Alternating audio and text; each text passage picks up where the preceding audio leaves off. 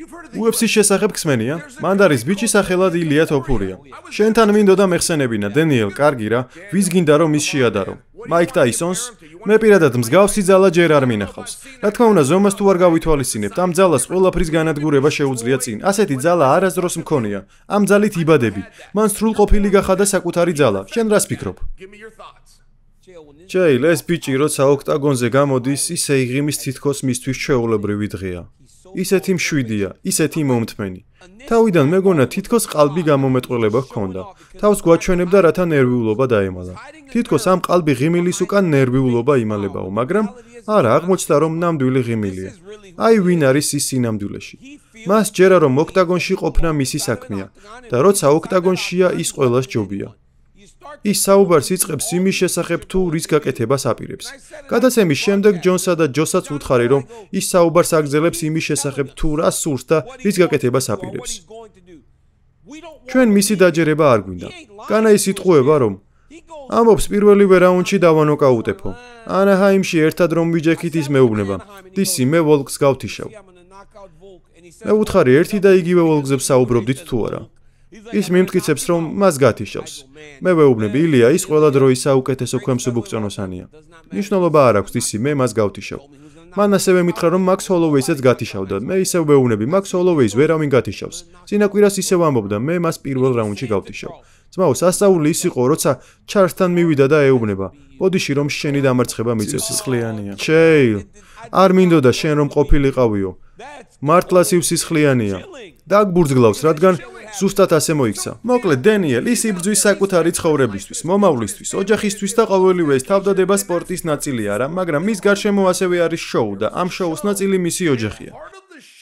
მისი შვილი ბრწყინვალედ გამოიყურება, თუმცა მინდა მის მეუღლეზე ვისაუბრო, რადგან ის თავის როლს იდეალურად ასრულებს. საკუთარი თავისთვის იქ არ იმყოფებოდა და მერწმუნე როცა გეუბნები, მე ისეთი ქალები მყავს ნანახი, მოკლედ ერთ ვიცს ვიცნობ. სახელს არ ვიტყვი.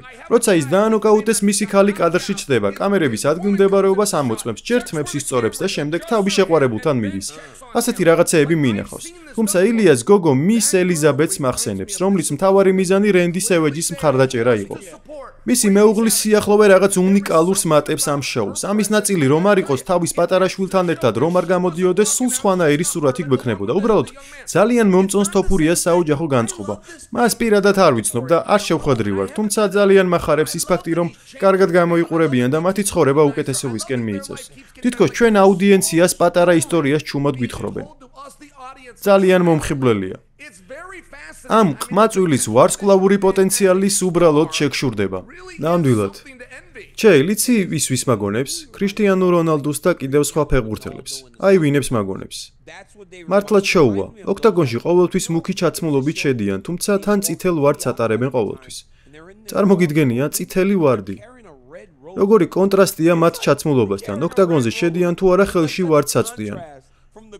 ახლა მისი შვილი ილია როცა გამოდის, კამერა მის შვილზე გადადის, თუ არა ის კრივს იწყებს. მამაზე როცა ბრუნდება, ის თვალს უკრავს. ჩემთვის ვფიქრობ, ეს ბავშვი უეჭველი სცენარს მიყვება, ხოლო თუ ბუნებრივად იქცევა, გამოდის რომ ის მამას გავს კრივში. ილია საერთოდ პოლიტიკოსივით დადის. რომელ ოთახშიც არ უნდა შევიდეს, ყველგან ანათებს. შემდეგ საბრძოლველად გადის და თავის საქმეს აკეთებს. შეიძლება გქონდეს სარეკლამო ხრიკი, თუმცა შედეგი თუ არ დადე, აზრი არ აქვს. ამ ბავშვს კიდევ ყველაფერი აქვს. ბავშვს იმიტომ ვეძახი, რომ ჩემზე ახალგაზრდები ჩემთვის ბავშვები არიან. ის 28 წლისაა, ზრდასრული კაცია, მესმის ეს. თუმცა ჩვენ უფროსი თაობა ყოველთვის ასე ვსაუბრობთ, როცა რაიმეს განსაკუთრებულ შემთხვევას უყურებთ. ილიამ, როდესაც თავი დაიცვა ჩარლზის ტეიქდაუნისგან, მივხვდი, რომ ეს ცუდი იყო ჩარლზისთვის. შემდეგ, როდესაც ჩარლზის სახე ნაადრევად გაიჭრა, აი მაშინ უკვე ვიცოდი, რომ ის საფრთხის ქვეშ იყო. ჩეილ, ყველაზე დიდი შთაბეჭდილება ჩემზე იცი რა მოახდინა? იმან რომ ილიამ მხოლოდ ერთ დარტყმას არ ისვრის. მაგალითად, ჩვენ ზოგჯერ როცა ვბრძოლობთ, მარჯვენა ხელს ვამზადებთ თუ არა, შემდეგ უბრალოდ ვიქნევთ. თუ მოვახვედრეთ დარტყმების დამატებაზე ვფიქრობთ. მან ჩარლზ მარცხენა ჰუკი მიაყოლა, მაშინ როცა ამის საჭიროება არ იყო. ჩარლზი უკვე გათიშული იყო, თუმცა რადგან ის ყოველთვის კომბინაციებს იქნევს, მარცხენა ჰუკიც მოახვედრა. დენიელ, სანამ ESPN-მა არ გაამეორა და შეანელა, მანამდე ვერ დავინახე ეს დარტყმა. 22 წელი პროფესიონალი ვიყავი და ასეთი რამ არ მინახავს. მას ისეთი ფორმა აქვს, ჯების შებრუნების დროს ტანსაც თან ატრიალებს და ჯვარედინს ამზადებს. შემდეგ ჯვარედინს ატრიალებს, ოღონდ მხრებსაც თან აყოლებს, რაც თავისთავად ჰუკისთვის ამზადებს. ზუსტად, მწვრთნელ კლეიტონთან პადებზე შემიძლია უქნა, მაგრამ ცოცხალ შეჯიბრზე ამის გაკეთება მხოლოდ განსაკუთრებულებს შეუძლიათ. საუკეთესო მოკრივეებსაც კი არ შეუძლიათ ეს და სწორედ ამიტომ შევადარე მეის მაიკ ტაისონს. ყველამ ვიცით, რომ ის ძლიერია. ჩარლზ, როცა ჯები მოარტყა ძმაო, ის უბრალოდ შუაზე გაჭრა. მიწაზე როცა გადავიდნენ, რთული საყურებელი იყო ჩემთვის. მაინტერესებს, შენც იგივე რეაქცია გქონდა თუ არა? ჩემთვის რთული საყურებელი იყო, რადგან მუდამ იმაზე ვფიქრობდი, რა მოხდებოდა მან, რომ ისლამი ყოფილიყო. შემდეგ ჩარლზმა, როდესაც ტანი ჩაუკეტა, იფიქრებდი, რომ მას შანსი ჰქონდა, რადგან ტანი დიდი იყო, არა? ყველაფერი სწორად მიდიოდა, წელს ქვემოთ დაიჭირა, საფრთხო ზონაში შეაბიჯა. ილია კი თეძოების ქნებით გამოძრა. რაღაცას გეტყვი ილიას შესახებ. ბევრმა არის ის, რომ მისი პირველი სტილი ამ სპორტში ბერძნულ-რომაული ჭიდაობა იყო. სუფთა ბერძნულ-რომაული. ესპანეთში ეს მისაღები იყო. აქ კი სახალხო სისტემას მიყვები. უბრალოდ გიზიარებთ იმას, რაც იმ მომენტში ვიხილე. როგორი მოქნევით გამოძრა პოზიციიდან და იცოდა, სადაც იმყოფებოდა, როგორ გაუმკლავდა ჩაკეტილ კოჭებს. მაყურებლები კი ჭკუიდან შეიშალნენ, რადგან უმეტესობა ჩარლზის დიდი გულშემატკივარი იყო. სიმართლე ისაა, რომ ილია საფრთხეში არ ყოფილა. ის ჩარლზს ზემოდან დაჰყურებდა და ამბობდა: მიწაზე რატომ ვითამაშოთ? წამოდექი. 3 წუთის განმავლობაში მან ისეთი რაღაცეები გააკეთა, რაც გვანახებს იმას, თუ როგორი ვეტერანია ილია ამ საქმეში.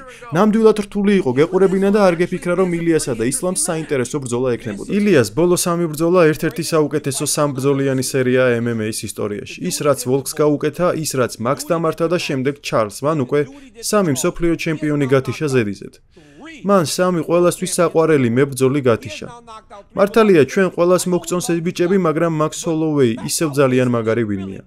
ალექსანდრე ვოლკანოვსკი ხო საერთოდ ილიამ დივიზიონი დატოვა თუ არა იმ წამსვე კლავ ჩემპიონი გახდა. ჩარლზ ოლივეირა 5 წლის განმავლობაში ტიტულის ირგვლივ ტრიალებდა. დასუსტებულ მოძველებულ ლეგენდებს არ ამარცხებს ჩეილ. ის ამარცხებს ისეთ ბიჭებს, რომლებიც ჯერ კიდევ თამაში არიან.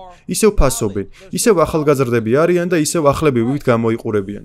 კარგი, პედიზე ერთი რამ უნდა ითქვას. ის ჯერ კიდევ დაუმარცხებელია.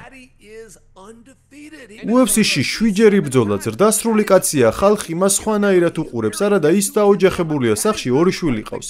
პედიზე ხალხს არასწორი წარმოდგენა აქვს. ამას დამატებული პირისპირ დგომის დროს ის ძალიან დიდი ჩანდა. პედის ბრძოლის შემდეგ გავესაუბრე დენიელ. კითხე რამდენს იწონიდა, მითხრა რომ 195 ფუნტი იყო. სხვათა შორის პედის სიმსუქნეზე ხუმრობა სისულელია. ქვის სახლივით აგებულება. ის მსუქანი არ არის, სახი აქვს მსუქანი, მისი ტანი კი რკინასავითაა. შენ კითხვას რომ პასუხი გავცე, შემდეგ მეტოქეთ პედის ავირჩევდი თუ სხვების განიხილება. თუ ბუნებრივი მარკეტინგი გაქვს, პედის დავტოვებდი. თუმცა, მანამდე გეიჯისთან არ შევახვედრებდი. უმჯობესია, მათი შემდეგი ბრძოლა სატიტულო იყოს. ჩემი მხრიდან თავის არიდება გამოდის, მაგრამ შენი მხარეც მესმის, როცა ამბობ ცარუკიან შანსი ჰქონდაო. სატიტულო ბრძოლას იმსახურებს. აწონების დროს ძალიან პატარათი გადააცილა წონაც. შაბათს ტიტულისთვის ბრძოლა შეეძლო. ასე რომ ცოტა რთულია ისეთ ადგილას დაბრუნება, სადაც ჯერ არაფერი ხდება. არანაირი მარცხი არ აქვს ჯერჯერობით. სავარჯიშო კემპსაც გადის და როცა ეუბნებიან, რომ მზად არ არის, ეს ტყუილია, რადგან ის მზად ნამდვილად არის. ორივე მხარეს ძლიერი არგუმენტი აქვს. ჩემი აზრით, ორივესთან ბრძოლა შეიძლება. თავად ილიას 3 სურვილი აქვს. ერთადერთი პრობლემა ისაა, რომ პედისთან ბრძოლა უფრო დიდი იქნება. ნებისმიერ შემთხვევაში შენთვის უკეთესია თუ პედისთან იჩხუბებ ჯერ და ამ შესაძლებლობას ხელიდან არ გაუშვებ, რადგან შეიძლება ცარუკიანთან დამარცხდე და პედისთან შანსი დაკარგო. თანი ძალიან მაგარია. ნამდვილად, ცარუკიანი ძალიან მაგარია. კიდევ ერთი მიზეზი, რატომ სურთ თოფურია მახაჩევის ბრძოლა არის ის ფსონები, რომლებზეც ვისაუბრეთ, ხო? პედისთან -600-ია, არმანთან -350, ხოლო გეიჯთან -400. ერთადერთი მებრძოლი, ვისთანაც ის ფავორიტი არ არის, მახაჩევია, რადგან თუ ბრძოლა შედგება, ისლამი ფავორიტი იქნება, სადაც ის -225 იქნება ილიას წინააღმდეგ. ნამდვილად ის ფავორიტია, ახლაც ფავორიტი იქნება. მეც ასე ვფიქრობ, დენიელ. დრო თუ გამონახე იმაზე ფიქრისთვის, როცა ვამბობდი, რომ ილიას უკვე 3 ქამარი უნდა კონდეს თქო. ძალიან მნიშვნელოვანია ეს და საერთოდ ყველაფერს ცვლის. ზოგადად, როცა სპორტსმენის წარმატებაზე საუბრობენ, მაგალითად ლებრონსა და ჯორდანს შორის არგუმენტებზე ყოველთვის ბოლო აზრი ჩემპიონატამდე მიდის. დაახლოებით ასე მუშაობს ადამიანთა გონება. ილია თოფურიას წარმატება ნამდვილად წარმოუდგენელია. მისი წარმატება შეიძლება ისეთ დონეზეც იყოს, რომელიც ჯერ აქამდე არ გვინახავს. არა მარტო იმიტომ, რომ ბოლო 3 დიდებული ბრძოლა ჩაატარა, არამედ იმიტომ, რომ მას ახლა 3 ქამარი უნდა ჰქონდეს.